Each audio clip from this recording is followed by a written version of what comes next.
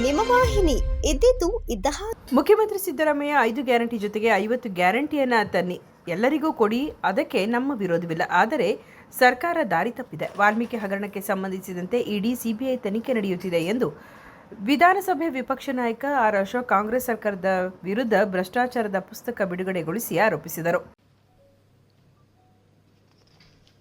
ಇದು ಒಂದೊಂದೇ ಈಗ ನಾವು ನೋಡ್ತಾ ಇದ್ರೆ ಇವತ್ತು ನಾವು ಏನು ಪುಸ್ತಕವನ್ನು ಬಿಡುಗಡೆ ಮಾಡಿದಿರಿ, ಅದು ಕಾಂಗ್ರೆಸ್ ಕಳೆದ 14 ತಿಂಗಳಲ್ಲಿ ಮಾಡಿರ್ತಕ್ಕಂಥ ಅವ್ಯವಹಾರ ಬಗ್ಗೆ ನಾವು ಇದನ್ನು ಪುಸ್ತಕವನ್ನು ಇವತ್ತು ಬಿಡುಗಡೆಯನ್ನು ನಾವು ಮಾಡಿದಿರಿ. 14 ತಿಂಗಳಲ್ಲಿ 14 ಅವತಾರಗಳು ಕರ್ಮಕಾಂಡಗಳನ್ನು ಮಾಡಿರುವಂಥ ಕಾಂಗ್ರೆಸ್ಸಿನ ಪುಸ್ತಕವನ್ನು ಬಿಡುಗಡೆ ಮಾಡಿದಿರಿ. ಬ್ರ್ಯಾಂಡ್ ಬೆಂಗಳೂರನ್ನು ಬ್ಯಾಡ್ ಬೆಂಗಳೂರು ಮಾಡಿದ್ರಿ, ಕ್ರೈಮ್ ಬೆಂಗಳೂರು ಮಾಡಿದ್ರಿ.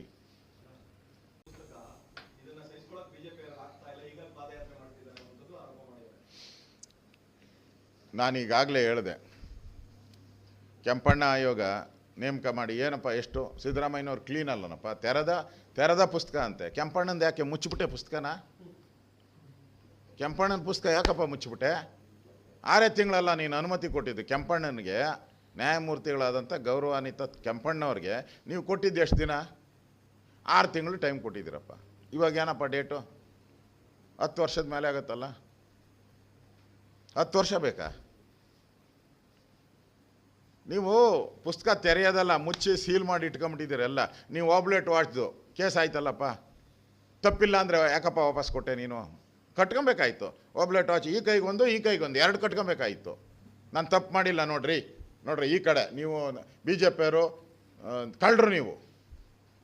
ಮಂಡ್ಯದಲ್ಲಿ ಸುದ್ದಿಗೋಷ್ಠಿ ನಡೆಸಿ ಮಾತನಾಡಿದ ಅವರು, ಮೂಡ ಹಗರಣದ ವಿರುದ್ಧ ಸದನದಲ್ಲಿ ಮಾತನಾಡಲು ಅವಕಾಶವನ್ನು ಕೊಡಬೇಕಿತ್ತು, ಆದರೆ ಚರ್ಚೆಗೆ ಅವಕಾಶ ನೀಡಲಿಲ್ಲ. ಇದಕ್ಕಾಗಿ ನಮ್ಮ ಹೋರಾಟ ನಡೆಯುತ್ತಿದೆ. ಮುಖ್ಯಮಂತ್ರಿ ಸಿದ್ದರಾಮಯ್ಯ 5 ಗ್ಯಾರಂಟಿ ಜೊತೆಗೆ 50 ಗ್ಯಾರಂಟಿಯನ್ನು ತನ್ನಿ, ಎಲ್ಲರಿಗೂ ಕೊಡಿ. ನಾವು ಗ್ಯಾರಂಟಿಗೆ ವಿರೋಧವನ್ನು ಮಾಡುವುದಿಲ್ಲ. ನಿಮ್ಮ ಫ್ರೀ ಬಗ್ಗೆ ಇನ್ನೊಂದು 45 ಗ್ಯಾರಂಟಿ ಮಾಡಿ ವಿರೋಧವಿಲ್ಲ. ಆದರೆ ನ್ಯಾಯವಾಗಿ ಜನರಿಗೆ ಸಿಗಬೇಕಿದ್ದ ನಿವೇಶನವನ್ನು ತಮ್ಮ ಬೆಂಬಲಿಗರೊಂದಿಗೆ ಮುಖ್ಯಮಂತ್ರಿ ಸಿದ್ದರಾಮಯ್ಯರವರು ಅಕ್ರಮವಾಗಿ ಸಂಪಾದನೆ ಮಾಡಿರುವುದು ತಪ್ಪು. ಈ ಹಗರಣದ ಕುರಿತು ಕಾಂಗ್ರೆಸ್ ಪಕ್ಷದ ರಾಷ್ಟ್ರ ನಾಯಕರು ಮಾತನಾಡುವ ಕೆಲಸವನ್ನು ಮಾಡಿಲ್ಲ ಎಂದು ರಾಜ್ಯ ಸರ್ಕಾರದ ವಿರುದ್ಧ ಹರಿಹಾಯ್ದರು. ಅಣ್ಣ DK ಶಿವಕುಮಾರ್ ಅಣ್ಣ, ಸಿದ್ದರಾಮಣ್ಣ, ನಾವು ದಾಖಲೆ ಬಿಡುಗಡೆ ಮಾಡಿರೋರು ನಾವು. ಮೂಡ ಹಗರಣದ ಬಗ್ಗೆ, ವಾಲ್ಮೀಕಿ ಹಗರಣದ ಬಗ್ಗೆ 25,000 ಕೋಟಿ ದಲಿತರ TSB ದಲಿತರ ಕೇರಿಗಳಿಗೆ ಸೇರಬೇಕಾಯಿತು, ದಲಿತರ ಉದ್ಧಾರಕ್ಕೆ ಸೇರಬೇಕಾಗಿದ್ದಂಥ ಹಣವನ್ನು 2 ವರ್ಷ ನಿಮ್ಮ ಬಡ್ಜೆಟಲ್ಲಿ ಗ್ಯಾರಂಟಿಗಳನ್ನು ಕೊಡೋಕ್ಕೋಸ್ಕರ ದಲಿತರ ಹಣನೇ ಬೇಕಾಗಿತ್ತು ಇವ್ರಿಗೆ. ಬೇರೆ ಹಣ ಬೇಕಾಗಿರಲಿಲ್ಲ ಅವರಿಗೆ. ಬೇರೆ ಎಲ್ಲ ಜಾತಿದು ಇದೆಯಲ್ಲ, ಆ ಜಾತಿಗಳ ಹಣನ ಮುಟ್ಟಿಲ್ಲ ಇವರು. ಬ್ರಾಹ್ಮಣರು, ಲಿಂಗಾಯತರು, ಒಕ್ಕಲಿಗರು, ಬೇಕಾದಷ್ಟು ಜನ ಇದ್ದಾರೆ, 108 ಜಾತಿಗಳೇ. ಅವ್ರದ್ದು ಯಾವುದು ಮುಟ್ಟಿಲ್ಲ ಇವರು. ದಲಿತರದೇ. ಯಾಕೆಂದರೆ ಯಾರು ಕೇಳೋರಿಲ್ಲ ಹೇಳೋರಿಲ್ಲ ಅಂಥೇಳಿ ತಗೊಂಡು ವರ್ಗಾವಣೆ ಮಾಡಿದ್ರಿ. ಇದನ್ನು ನಾವು ಬಿಡುಗಡೆ ಮಾಡಿದ್ದೀರಿ ವಿರೋಧ ಪಕ್ಷವಾಗಿ. ನೀವು ವಿರೋಧ ಪಕ್ಷ ಇದ್ದಾಗ ನಮ್ಮ ದಾಖಲೆ ಬಿಡುಗಡೆ ಮಾಡ್ತೀರಿ ಅಂದರೆ ಯಾವಾಗ? ಬಾ ಅಶೋಕ್, ಯಾವಾಗ ಬಿಡುಗಡೆ ಮಾಡ್ತೀನಿ ಅಂತ ಹೇಳಿದ್ರಿ? ಮುಖ್ಯಮಂತ್ರಿ ಆದಂಥವ್ರು ನನ್ನ ಹತ್ರ ದಾಖಲೆ ಇದೆ, BJPದು ಬಿಚ್ತೀನಿ, ಬಿಡಿ, ಸಿದ್ದರಾಮಯ್ಯನವ್ರು ಬೇರೆ, ಈ DK ಶಿವಕುಮಾರ್ದು ಒಂದು ಕಾಟ.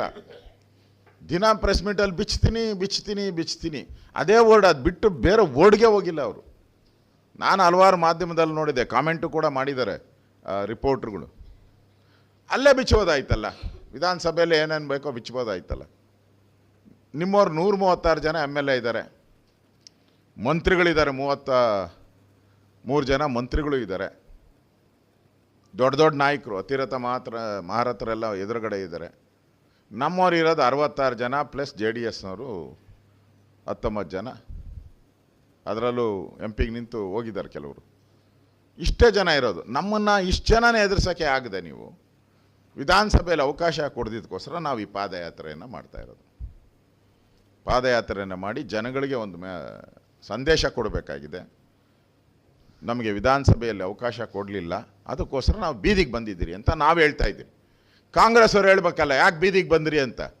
ವಿಧಾನಸಭೆಯಲ್ಲಿ ನಮ್ಗೆ ಮಾತಾಡೋಕ್ಕೆ ಅವಕಾಶ ಆಗಿಲ್ಲ, ಅದಕ್ಕೋಸ್ಕರ ಬೀದಿಗೆ ಬಂದಿದ್ದೀರಿ ಅಂತ ಹೇಳ್ಬೇಕು ಕಾಂಗ್ರೆಸ್ ಅವರು. ಯಾಕೆ ಹೇಳ್ತಾ ಇಲ್ಲ? ಗೋಷ್ಠಿಯಲ್ಲಿ ವಿರೋಧ ಪಕ್ಷದ ನಾಯಕ ಛಲವಾದಿ ನಾರಾಯಣಸ್ವಾಮಿ, ಬಿಜೆಪಿ ರಾಜ್ಯ ವಕ್ತಾರ ಚಂದ್ರಶೇಖರ್ ಸೇರಿದಂತೆ ಇನ್ನಿತರರು ಉಪಸ್ಥಿತರಿದ್ದರು. ಸುದ್ದಿ 3 ವಾಹಿನಿಯ ಹೆಚ್ಚಿನ ಮಾಹಿತಿಗಾಗಿ ಸಬ್ಸ್ಕ್ರೈಬ್ ಆಗಿ ಹಾಗೂ ಬೆಲ್ ಬಟನ್ ಒತ್ತಿ.